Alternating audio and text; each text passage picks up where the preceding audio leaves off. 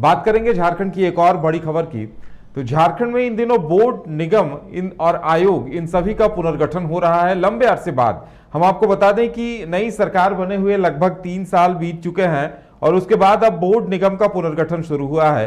और सबसे बड़ी उपलब्धि कही जा सकती है ये रही है कि जिसे लगातार सत्ता पक्ष कह भी रहा है कि जब डबल इंजन की सरकार थी, बीजेपी की सरकार थी, तो तमाम बोर्ड, निगम, आयोग के पद खाली थे, लेकिन अब उन्हें भरा जा रहा है।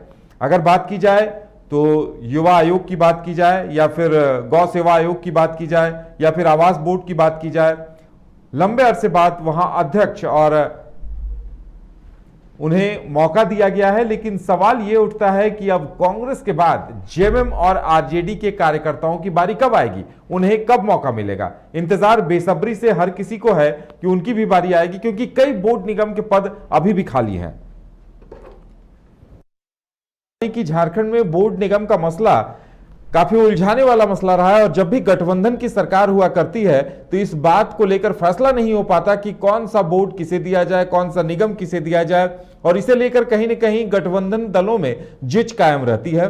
अब कांग्रेस को चूंकि बोर्ड निगम में प्रतिनिधित्व मिल चुका है तो अब बारी जेएमएम और आरजेडी की है, लेकिन लगता है कि इस बात को लेकर अभी तक स्थिति स्पष्ट नहीं हो पाई है कि अब बोर्ड निगम में जेएमएम और आरजेडी से किसे मौका दिया जाएगा। बात सीता सोरेन की भी आ रही है और कहा जा रहा है कि महिला आयोग के अध्यक्ष का पद लंबे अरसे से खाली है।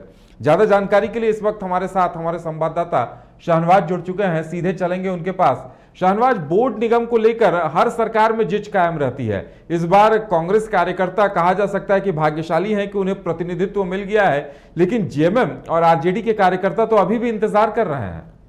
बिल्कुल, इस बात में कोई शक नहीं है कि बहुत सारे बोर्ड निगम का पुनर्गठन हुआ है, जिसमें ख़ासतौर पर आप हिंदू धार्मिक न्यास बोर्ड की बात करते हैं या फिर हाउसिंग बोर्ड की बात कर सकते हैं या कृषि विपणन परिषद की बात कर सकते हैं, गौ सेवा आयोग की बात कर सकते हैं, युवा आयोग की बात कर सकते हैं। इनमें से ज़्यादातर जो पोस्ट मिले हैं वो उसमें से कांग्रेस के लोग ही शामिल हैं। जाहिर सी बात है, जो जेएमएम हो या फिर आरजेडी हो, उनके लोग इस बात का इंतजार कर रहे हैं। और इस बीच ये खबर आ रही है कि महिला आयोग के अध्यक्ष के तौर पर जेएमएम की विधायक, वरिष्ठ विधायक सीता सोरेन का नाम सामने आ रहा है। हालांकि ऑफिशियल तौर पर इसका कंफर्मेशन होना बाकी है, लेकिन ये कहा जा रहा है कि इस बारे में सरकार के अंदर बातचीत चल रही है और कहीं न कहीं से बात को लेकर के अब सरकार आगे बढ़ती हुई नजर आ रही है। लेकिन जब तक नोटिफिकेशन नहीं हो जाता तब तक आधिकारिक तौर पर कुछ भी कहना मुनासिब नहीं है। लेकिन बहुत सारे आयोग हैं जो खाली है, न सिर्फ महिला आयोग की बात करें, इसी तरह खादी बोर्ड जो है वो खाली पड़ा हुआ है, आरडीए है वो खाली पड़ा हुआ है, एससी एसटी कमीशन है वो खाली पड़ा हुआ है। ऐसे अनगिनत जो आयोग हैं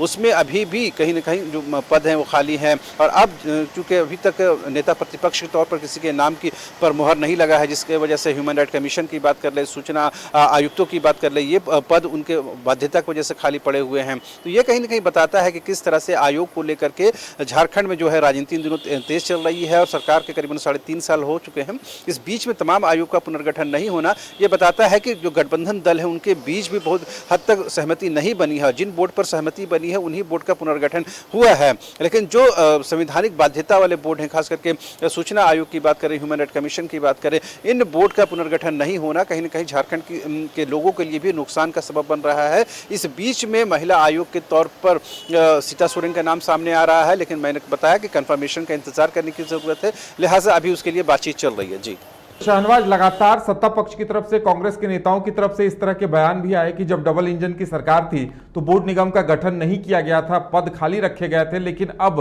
पहल हो रही है। तो जाहिर सी बात है, दबाव है कि बाकी बोर्ड निगम को भी भरा जाए। वहीं जब सीता सोरेन का नाम आ रहा है तो सीता सोरेन और हेमंत सोरेन के बीच की खटास भी छुपी हुई नहीं है। उन्हें शिकायत इस बात की है कि उन्हें कोई बड़ा पद नहीं मिला है, तो लगता है कि उन्हें भी इस बार मौका मिल सकता है।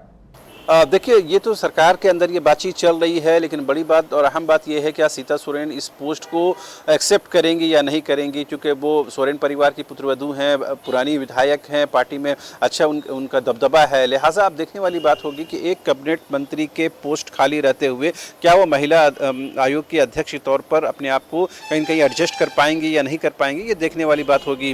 लेकिन बड़ा और अहम सवाल ये है कि अन्य जो बोर्ड निगम है वो कब तक भर पाता है, क्योंकि सरकार के पास करीबन 1.5 साल का वक्फा बचा हुआ है।